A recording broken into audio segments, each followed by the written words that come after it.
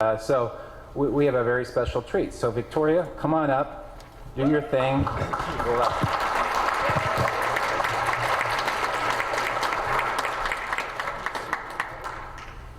Have you ever wondered why Canada is in debt?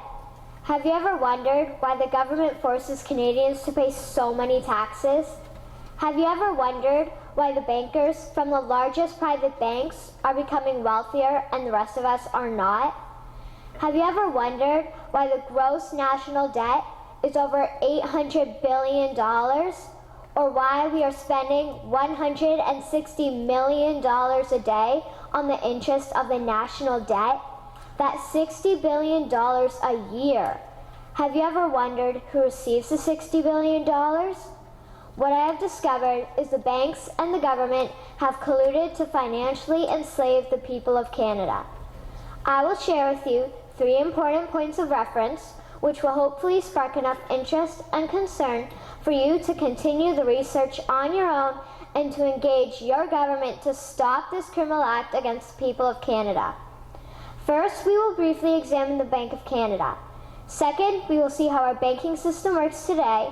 And lastly, I will offer a viable solution that we can petition our government to implement. A very little known figure in Canadian history is J.L. McGeer. He was a lawyer, member of Parliament, and mayor of Vancouver. His contribution to Canada is probably the greatest in our history. He championed the creation of the National Bank of Canada, whose sole purpose is to create and manage Canada's money. It was formed on July 3, 1934, and owned by all Canadians. Until the 1970s, because of the Bank of Canada, Canada's national debt was held at a constant, manageable level, until the government decided to implement what we now have as our modern-day banking system that is robbing the Canadian people. So how are they robbing us? Allow me to explain how our private banks and government work today. First, the Canadian government borrows money from the private banks. They then lend the debt-based money to Canada with compounded interest. The government then continues to increase taxation of Canadians year after year in order to pay back the interest on the exponentially growing national debt. What results is inflation, less real money for Canadians to spend into our economy, and the real money being used to pad the pockets of the banks. Also, the government gave the banks the ability to loan out money that doesn't exist in the form of loans.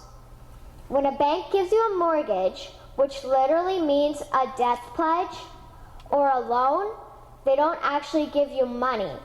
They click a key on a computer and generate the fake money out of thin air. They don't actually have it in their bank vaults. Presently, the banks only have $4 billion on reserve, but they have loaned out over $1.5 trillion. To quote Graham Towers, each and every time a bank makes a loan, a new bank credit is created. New deposits, brand new money. Broadly speaking, all new money comes out of a bank in the form of loans.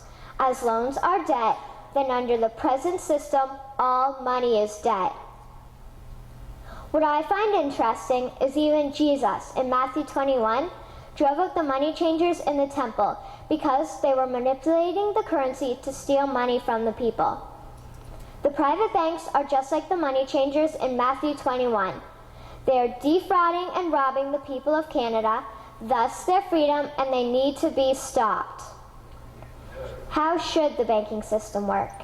In an infamous interview, Mr. McGeer asked Mr. Towers, "Can you tell me why a government with power to create money should give that power away to a private monopoly and then borrow that which Parliament can create itself back at interest to the point of national bankruptcy?"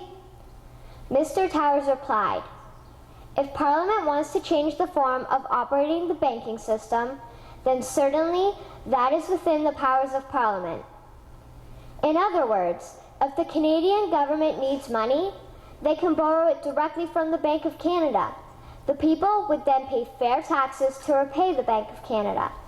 This tax money would in turn get injected back into our economic infrastructure and the debt would be wiped out. Canadians would again prosper with real money as the foundation of our economic structure and not debt money.